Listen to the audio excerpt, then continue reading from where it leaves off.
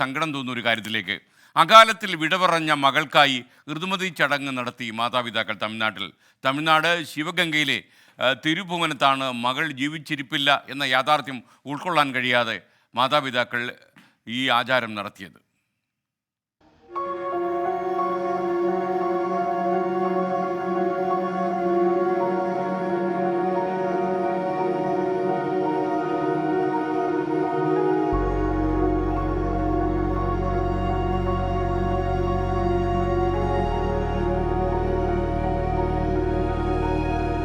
ഒരേയൊരു മകൾ, അവളുടെ പെട്ടെന്നുള്ള വിയോഗം ആ അച്ഛനും അമ്മയ്ക്കും താങ്ങാവുന്നതിലും അപ്പുറമായിരുന്നു.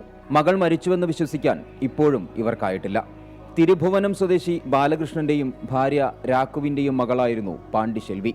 11ാം വയസ്സിൽ പനിയുടെ രൂപത്തിലെത്തി മരണം അവളെ കൊണ്ടുപോയി.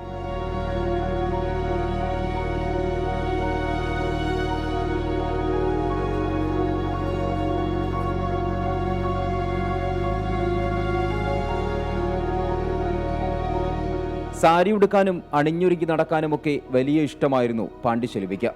പ്രായപൂർത്തിയാകുമ്പോൾ ഋതുമതി ചടങ്ങ് നടത്തുമ്പോൾ അത് വലിയ ആഘോഷമാക്കണമെന്ന് അമ്മയോടും അച്ഛനോടും എപ്പോഴും പറയും. ഈ ആഗ്രഹമാണ് മരണശേഷം രക്ഷിതാക്കൾ നിറവേറ്റിയത്.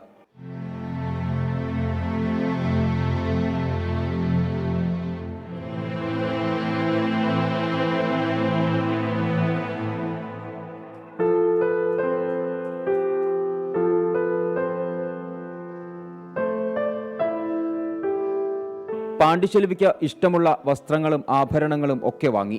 ബന്ധുക്കളെയും നാട്ടുകാരെയും എല്ലാവരെയും ക്ഷണിച്ചു. മകൾ ജീവിച്ചിരുന്നെങ്കിൽ എങ്ങനെയാണോ അങ്ങനെ തന്നെ ആ ദിവസത്തെ ചടങ്ങുകളെല്ലാം നടത്തി. മകളുടെ കട്ടൗട്ടറിലായിരുന്നു ചടങ്ങുകൾ. പുഷ്പങ്ങളെ ഏറെ ഇഷ്ടപ്പെട്ടിരുന്ന പാണ്ഡിശെൽവിക്ക് പൂമൂടലും നടത്തി ആ അച്ഛനും അമ്മയും. ഒടുവിൽ മകളെ പാടി ഉറക്കുന്ന ആ പാട്ടും.